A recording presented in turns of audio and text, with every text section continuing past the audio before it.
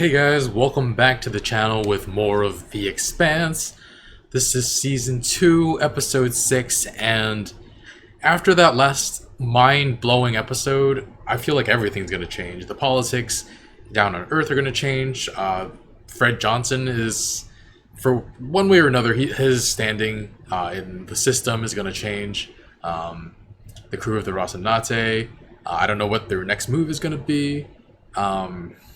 It'll be interesting to see if we see more tribute towards Miller and his sacrifice. Julie will likely be forgotten to time, which is kind of sad. Hopefully they're still alive down there on Venus, even though, like, for the sake of humanity in this show, I'm hoping they're gone. But for the sake of the characters, I'm like, I hope they're still around. But yeah, lots of stuff, lots of stories still left to tell. I don't know where the rest of the season is headed, but I'm excited to find out. If you want to watch the full reaction, you can check out Patreon in the link in the description below. And we're also 1 week ahead over there as well. And let's get started. The voice interface has been problematic from the start. The original owner was Chinese, so I turned the damn thing off.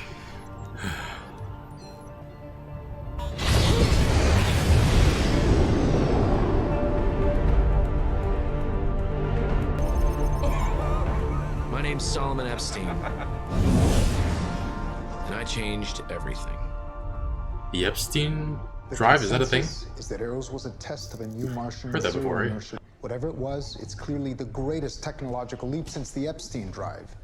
If there's anything left of Eros down there, we'll find it. We'll be on our way to Venus in a week. I'll expect regular updates from you personally. My friends, they helped avert a catastrophe. Help save Earth. I hope you get to meet them someday. One in particular. Love you, Mo. You still want to destroy our sample? Yeah. I think part of him never left that terrible little room where we found Julie. I don't think Miller wanted to be saved. Naomi and I are together. Sleeping together. When did it start? Just after we got out of Eros. I knew it. I knew it. God damn it! They bet on it.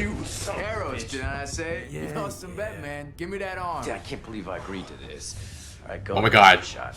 A punch bet? What the hell? Oh, what? Was that? That's because I like you, brother. You said it was a punch. I know. Answered. He put it in his ear. She's a good person and I like her, but she's like a sister to me. Right. I mean, don't get me wrong, I'd do her if she let me. I'm glad we had this talk. Wow. Wow. Nearly 30 of them. Kept on going. Long after all the others aborted. Fred Johnson's controlling them? But I don't know. Oh, they're being captured to reuse? Oh. See, a high G burn hurts like hell. I felt like someone was standing on my chest. It was getting harder for me to breathe or talk. Shut down. Me. No voice command. Come on. Come on.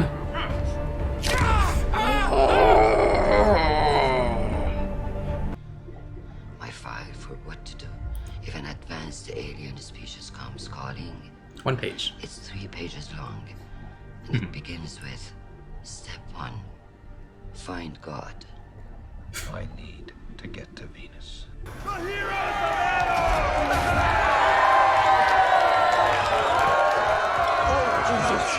Oh, Jesus. And Josephus Miller, with his final words. Oh, he's a hero. Look at that. You are the future, Diogo. You must continue to fight for the belt. These aren't rock hopper mining nukes. These are planet busters, designed to evade the best defense systems. If the wrong person picks them up, it could be a problem. This doesn't seem to be bothering you. Why is that? Because I've got the missiles. After the UN gave us guidance control, our techs were able to lock out some of the abort codes and override the drives. We scooped them up. The only thing those weapons are good for is first strike. Well, they're good for a lot of things. They can be Deterrence. used as deterrence or a bargaining chip. Earth and Mars are scared. And whenever that happens, Belters always lose. Our first priority is to protect ourselves. Miller, do this for you. Out there in the black. Ooh. Hold on there, partner. Whoa! Better back off and settle down, you hear? Oh, you should have prepared for a fight right away. Oh, Amos. Amos? Jesus Christ, Amos!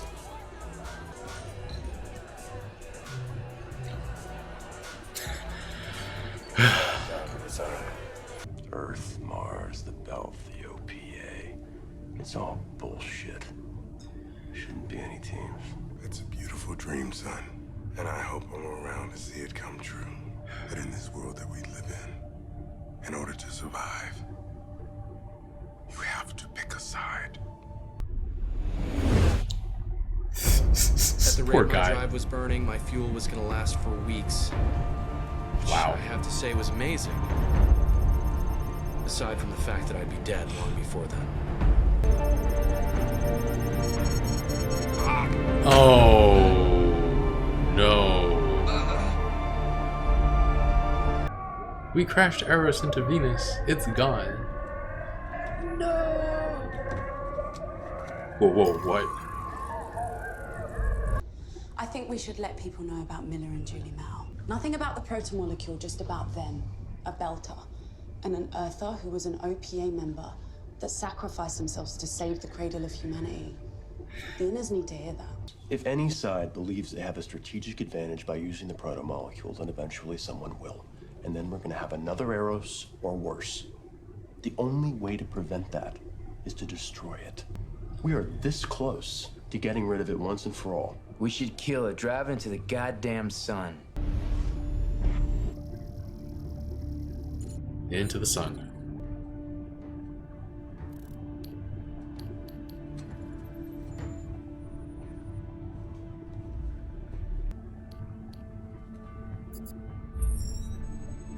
But she pressed start simulation. It's done.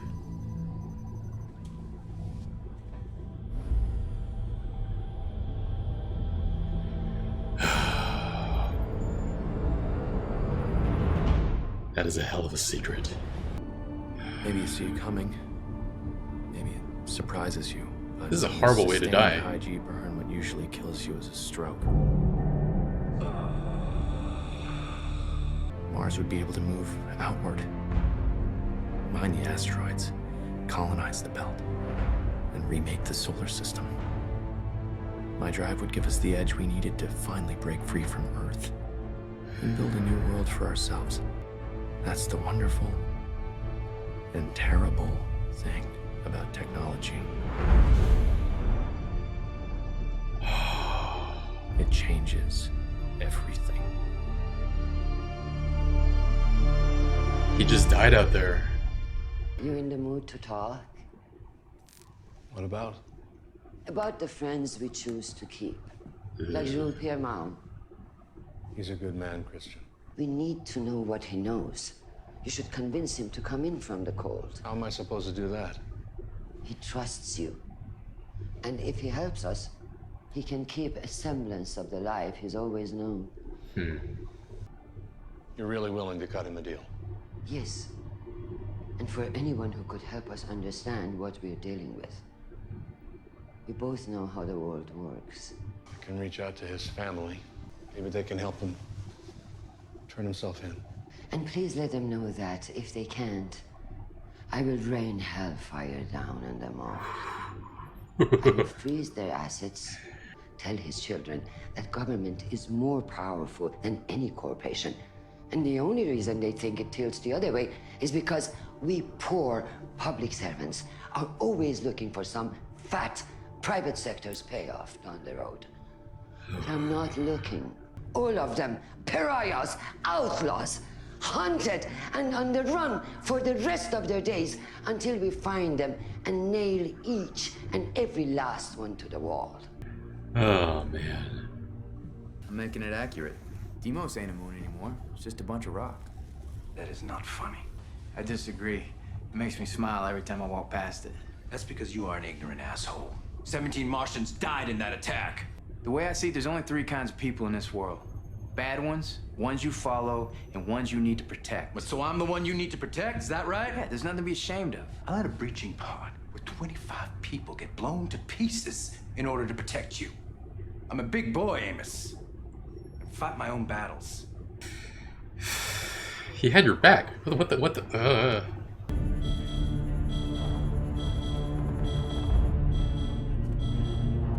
They appear to be charging us.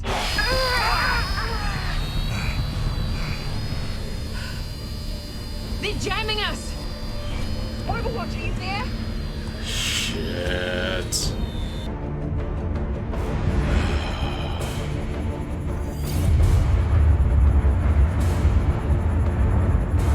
What is going on? They're shooting at something? Coming at them? What?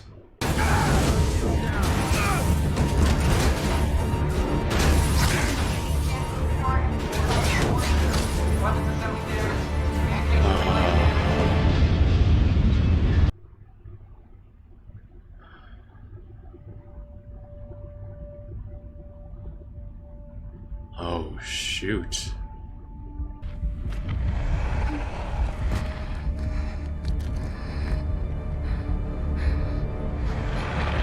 What the hell?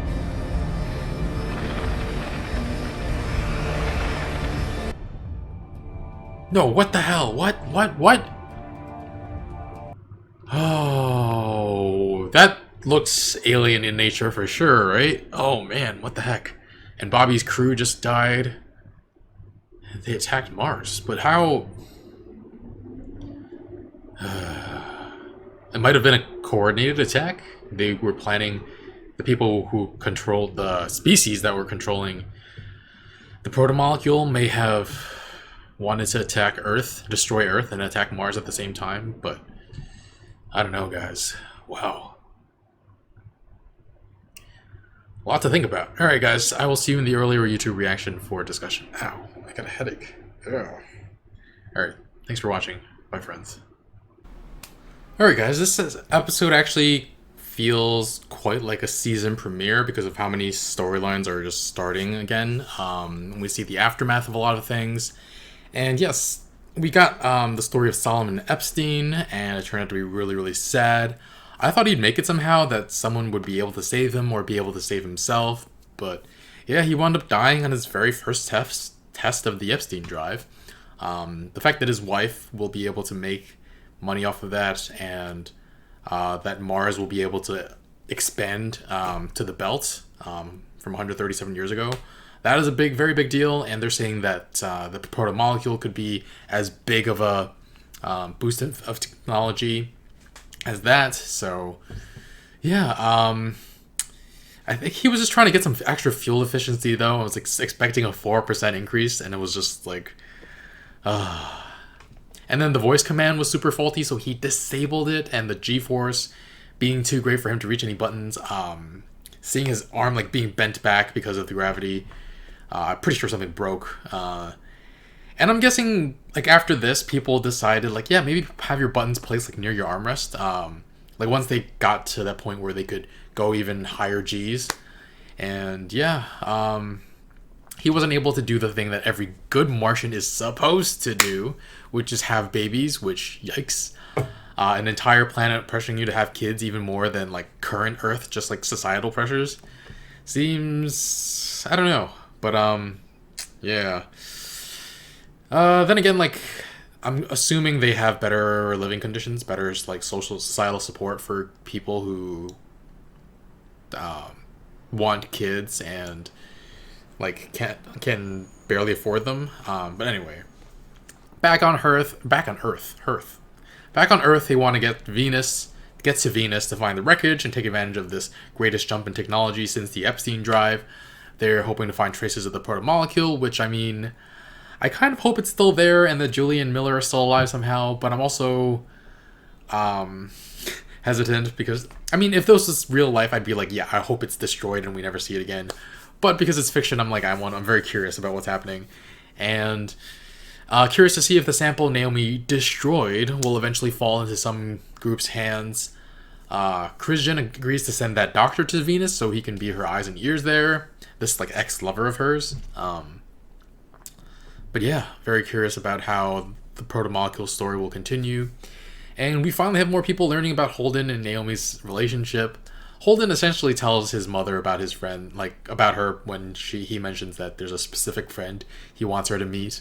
But then he tells Alex and Amos, and it turns out that they were betting on when it started all along. It was a punch bet, which is really amusing. It doesn't seem like a fair bet. Like, Alex punching Amos doesn't seem fair when the other side of it is Amos punching Alex. Amos just puts his freaking handed like a wet finger into Alex's ear. Oh, disgusting. I think Alex might have actually, he probably would have preferred getting punched. Because yikes. But yeah, I enjoyed Alex and Amos's like interaction this episode. Until they both kind of like went kind of childish. Honestly, like Amos sorting people into groups like just way too simplistic. There are bad people, people you follow, and people that you protect. That's so simplistic. And that by that very logic, Amos follows Naomi and Holden. He protects Alex, and then he like, what about himself? He's not a leader, at least not yet. He doesn't think he needs protection, so does he think of himself as a bad person? I don't know what he thinks about himself. I'm not sure if he's okay with the person he is, or if he's aware. I don't know. It's hard to tell what is going on in his head, but I guess that's part of what makes him interesting. But yeah, overly simplistic, grouping these people into three. And Alex proved it right away by being like, yeah, like, you protected me. I can also I'm big boy, which is just so like, Alex taking offense because Amos had his back. I'm a big boy. I can take care of myself. It was just so childish, definitely. And yeah, Fred Johnson was able to turn off the abort code on 30 of the nukes and take them for himself. So now they're nuclear deterrents. This might help sway power in the belt. But there's a lot of worry about going forward. Like Earth and Mars might just find other ways to make their lives hell. Keeping the missiles might just be considered treason, which, yikes. Though they did also help save Earth. So I don't know how this will all play out. And yeah, I love Naomi's idea of letting the entire system know about Miller and Julie, an Earther and a Belter who gave their lives to save humanity. That is a great story, and it can sell a lot of just working together and just sell the peace. But yeah, Christian threatens to nail the entire Mao family to the wall if Jules Pierre doesn't come in and cooperate. Heck of a speech. And she has Aaron Wright send that message out, and she's in a lot of danger. I can feel it. Like, Aaron Wright's gonna go after her Actually, I'm not entirely sure if Aaron Wright will go after her, because Aaron Wright seems actually pretty intrigued. Like, he asks her if she's really willing to cut Jules Pierre Mao a deal, and she says, I'm willing to cut a deal with anybody who can get us like more understanding of what's going on in this world. And like, he has to hope that maybe she'd be willing to cut him a deal too. And she went on this tirade of how people, the reason why corporations think they're stronger than, more important and more powerful than government is because us poor public servants are always looking for a buyout, looking for more contributions, more money.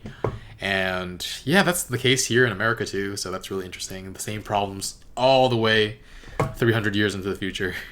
But yeah, I think that was pretty obvious that to Aaron Wright that, yeah, like she knows and is like calling him out too. Not entirely sure, but like I feel like he should know by now. But yeah, heck of a speech. And then everything on Ganymede goes to hell. Bobby's team on the ground sees a bunch of UNN soldiers running toward their side of the border, and they seem to be running away from something and shooting at it. And yeah, Gunny's entire team gets taken out. Her commanding officer dies. The satellites in the air, whatever they are, get taken out. And she's the only one left. And her helmet is leaking air. And she winds up seeing a freaking alien-looking thing. I'm not entirely sure it's an alien yet. It might be made to look like an alien, specifically to start a war between. I don't know. Maybe their goal was to start a war, and they didn't mean to leave any survivors. So, yeah, if Gunny hadn't seen the alien, Earth and Mars would be at each other's throats because they think that each of the other ones were responsible. So yeah, really curious how this will all play out. I don't know if Jules Pierre Mao is manipulating this somehow again. Certainly seems like something he would do, especially since at first they blew up the Canterbury to draw attention away from what they were doing on Phoebe, and then with the Anubis. So yeah, very curious to see if he's responsible for, again, another diversion. It could also just be aliens. That could be it. But I don't know. Maybe Eros was supposed to crash down on Earth, and they were going to take over everything else at the same time. But even though Eros failed to crash into Earth, they're still attacking. That could be it too. Lots of interesting things happening this episode, and yeah, curious to see how this all plays out throughout the rest of the season. We've got 7 more episodes, I believe, so we're not even halfway through the season yet. But yeah, thanks for watching. I'm excited to continue next week, and be sure to like, comment, share, subscribe, and I will see you guys next time. Bye, friends.